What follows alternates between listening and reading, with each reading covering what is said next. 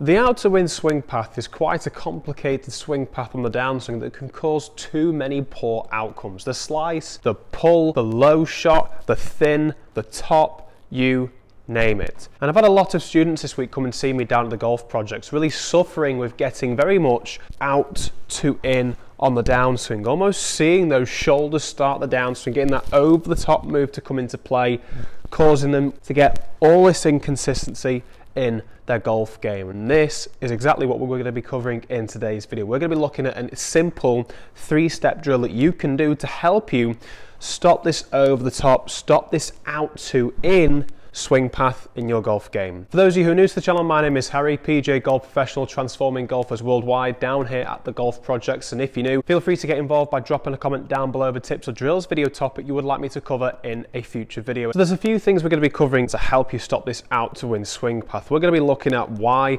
this happens, the causes. If we don't know the causes, then how can we fix it? The second thing we're going to be looking at is how the trail elbow works in the golf swing when it comes to playing this very much over the top out to win swing path. The third thing is developing that understanding of the difference between good disassociation and bad disassociation, and the things that you should be doing whether you've got good or bad disassociation in your golf game. We're going to be diving into that later on, so I'm not going to explain that just yet. So let's kick things off with why. Why do we see so many golfers out there get this out to in swing path on the downswing, causing that steep angle into the golf ball, seeing that inconsistency in direction, some slices, some pulls, depending on what club you've got. So for those students who came to see me this week really struggling with this out to win swing path, they all had one thing in common. They were getting this rolling of the wrist to start off that takeaway, causing that club face to open quite a lot, club working more on the inside,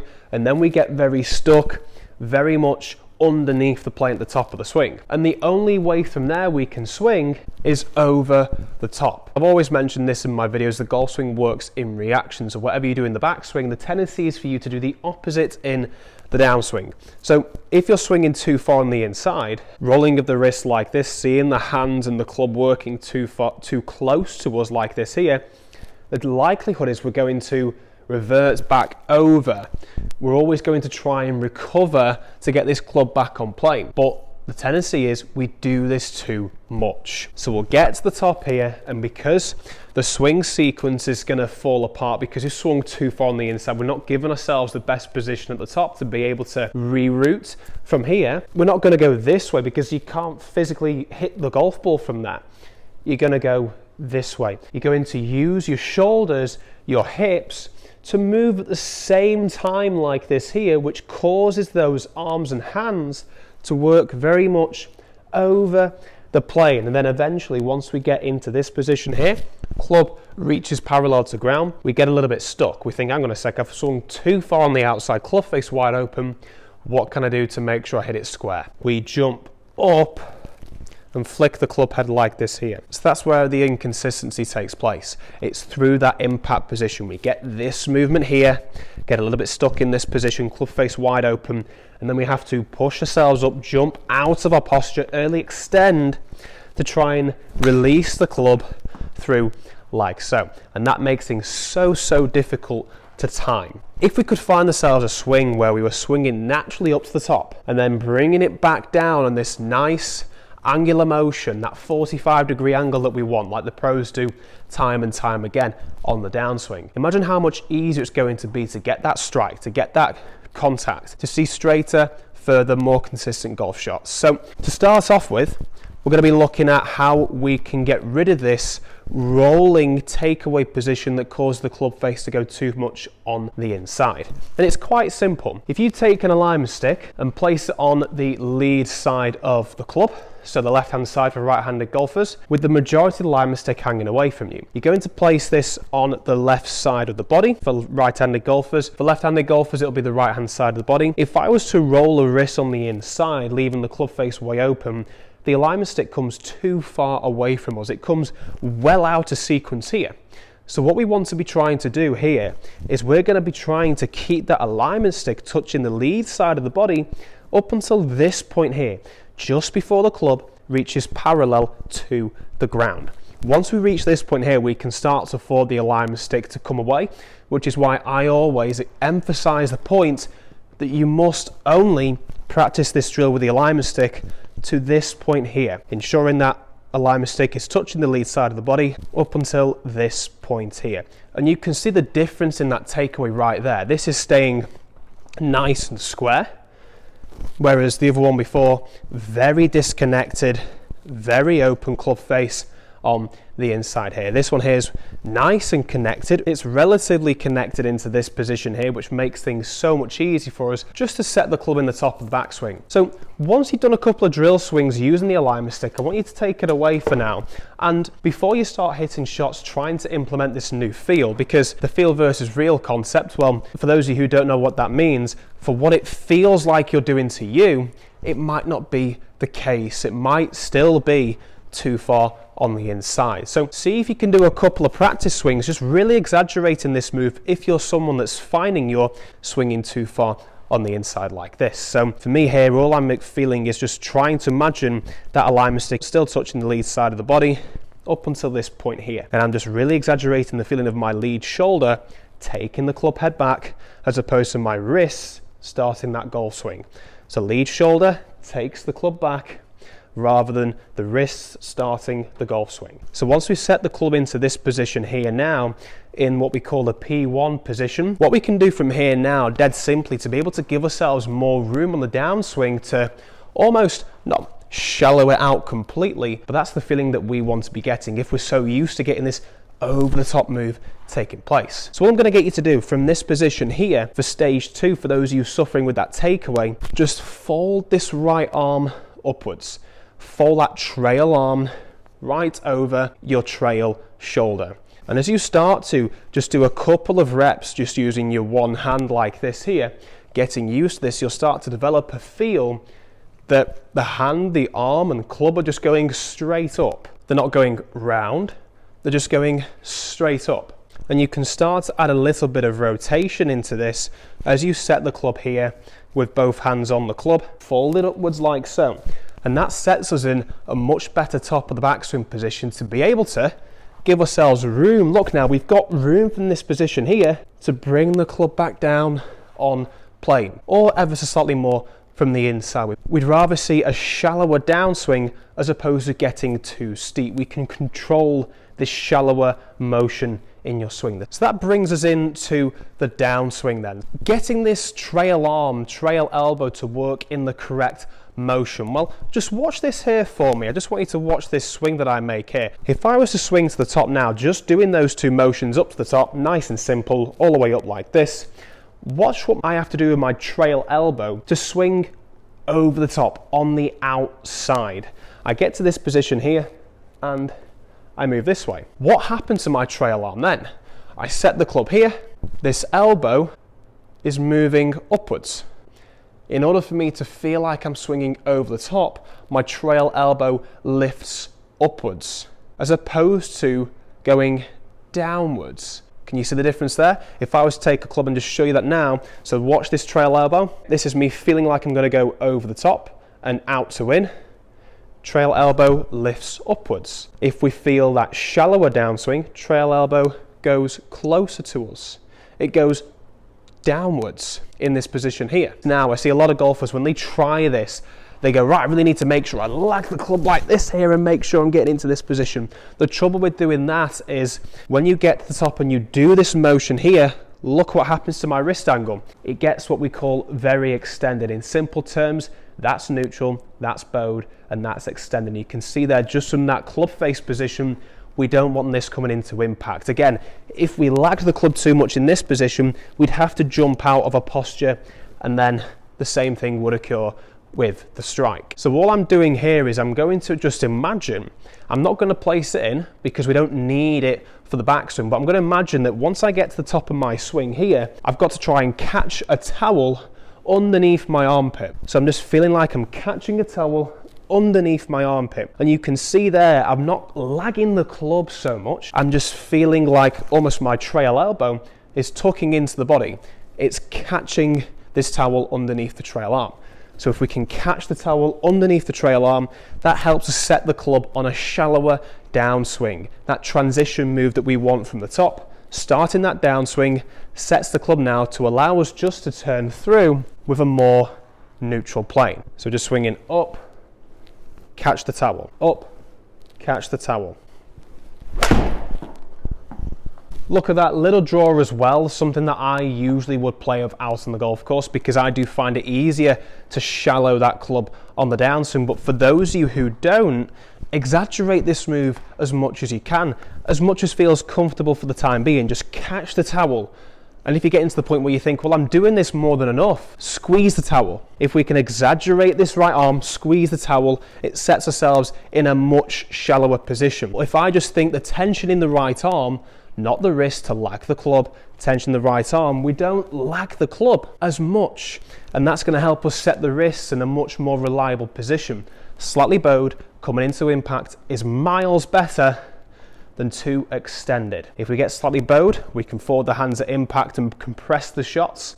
If it's slightly cupped in this position here and extended, well, imagine that through impact.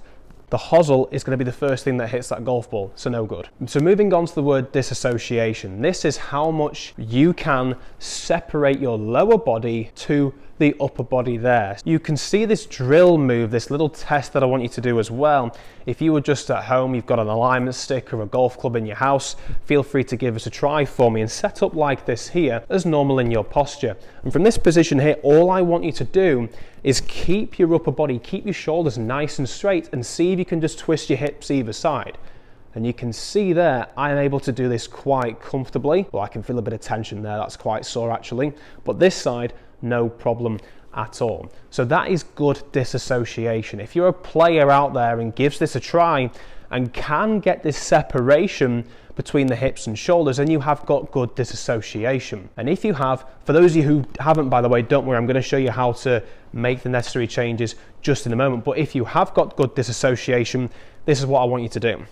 We thought about this catching of the towel on the downswing, setting the club more into this position here. At the same time, I want you to feel like this lead hip is turning towards the wall behind you. If you're at the driving range trying this, obviously it's going to be the bay behind you. And the idea of this is we don't want to see that hip moving towards the target as we're bringing the club down into this position here, because then we can get a little bit too steep and have to jump out of it last minute. All we're going to feel is once we set the club into the top of the swing, we're going to catch that towel, and at the same time the feeling of this lead hip rotating away from the golf ball towards the bay behind you. Catch the towel, lead hip away from golf ball. So it sets us in this position here. We've shallowed the club on the downswing, we've got this swing sequence starting from the lower body using that lead hip to our advantage, and now we can just continue to rotate, and that's going to help us square up the face for a much better angle of attack, slightly more on the inside as opposed to going too far over the top. Remember, if this trail arm is going upwards at the start of the downswing, it's no good. We want that trail arm to work under. We want to be catching that towel, working towards the golf ball, rotating that hip through like so. Lost a little bit of balance there because I exaggerated that hip rotation on the downswing, but remember this. Losing balance is not a bad thing at all. Losing balance is a really good thing because it's training you to stay in balance. Did you actually fall over hitting that shot? You won't. You're just learning how to stay in balance. So over time, once you get used to this and bring in that speed, develop that speed into the swing, you're going to find it so much easier to hit shots, nice little draws, rather than seeing those slices or massive pulls to the left. So moving on, for those of you who have struggled with that drill that I mentioned before, the disassociation drill here, and you're struggling to separate the upper body and lower body like this here. Dead simply, it should look like this. You're really finding it difficult to get this separation like so. Everything's working in one. Well, if you think about it this way, with the upper and lower body working in the same sequence, I mentioned something earlier in stage one, the causes of that out to win swing path. Well, if we swing to the top and I think, right, my upper body and lower body are going to move as one, I'm not doing anything different here whatsoever. I'm not forcing the hands to go onto the outside at all. I'm just swinging to the top here and turning my upper and lower body at the same time. And what's that causing? It's causing the club to go over the plane, over the top in this position here, way on the outside, causing that out to in swing path. So here's what I want you to do. I want you to set up, you've worked on that takeaway, you've worked up to the top of the swing like so. All I want you to do from this position here is stall the body for a moment. Stall the body. So once I get to the top and I've rotated to the top here, and I place the club right inside of my sternum here, where's the club pointing? It's pointing this way. So what I want you to do is see if you can keep the chest pointing in this direction once you get to the top of the swing, and feel the arms and hands dropping downwards towards the ground like this here. Everything else stalls. So the idea of this is we want to be ensuring we're giving yourself enough room on the downswing to shallow out that club. So when we get this motion here, working more under, keeping that sternum pointing in this direction here, delaying that rotation into the downswing, this is going to help you obviously shallow the club, feel like that club's working well on the inside now. And you can see when I do this, I'm not getting this extension here and opening up that club face. I'm trying to feel like my FootJoy logo is going to be pointing towards the ground in this position here. So club's working on the inside, hands are going close to the body, FootJoy logo pointing more towards the ground, and from there we can work everything through like so. Watch this here. I'm going to work the club all the way up to the top. I'm going to try and exaggerate this downswing move, but at the same time just turn. It goes on the outside, doesn't it? So that's going to make things very difficult for us to achieve that shallower downswing, working it more on plane, if not slightly more in to out. The drill is working up to the top, delay the turn, allow the hands and club to fall, FootJoy logo pointing towards the ground in this position. We're just going to need to do a chipping like motion. Everything works together and we're just rotating round the body. So everything's going to be staying nice and tucked in, working together from this position here, slotting the club down, delaying that turn. And all we're doing is we're turning nice and through. So doing this all in one motion now, I'm just going to feel like I'm getting to the top, working it down nice and slowly. Imagine I'm just hitting a golf shot 20 yards here at St Andrews, at the golf projects of course. I'm just swinging up to the top, feeling this motion here, and then turning everything like so. And when I say turning everything, just watch from this camera angle here now. I'm going to swing to the top, feel this motion here. From now you'll see that my hands, as I turn through, work this way as the club works out this way. And that's going to help us control that club face angle even more as we come into impact and all the way through to finish. Let me just see if I can do a shorter one doing this. So we're swinging up to the top, getting into this position here, then turning. You can see that my hands are working left and the club head itself is working more out to the right. The feeling of it working more out to the right. Once you've done a couple of swings, just doing this in steps, you can then bring this into all in one motion. I'd only recommend feeling like you're doing a couple of shots that are going 10, 20, 30 yards, start to work your way up all the way to your maximum distance, whatever that's going to be, your normal distance you would usually hit the golf shots out on the golf course. I've got an 8-iron here just starting off with, and I would probably start my range session with 10 shots, just working this all in steps if it's something I've done before and I'm currently working on this. And then from there I'll start to implement this all in one motion, nice and smooth, checking it on camera from this angle here just to make sure it's working shallower, whichever way you do it, whether it's the good disassociation drill, the bad disassociation drill. And then from there, you're going to find things so much easier to improve that strike, improve that angle of attack, and stop that out to win swing path over the top move taking place in your golf game. So I hope you've enjoyed this video. If so, make sure you drop a like down below and feel free to comment down below the tips or drills video you'd like me to cover in a future video. If you've come this far, please consider subscribing. It helps grow my channel and produce more coaching videos to transform your game like this. Thanks for watching. Stay tuned. Lots more to come. We'll see you next time.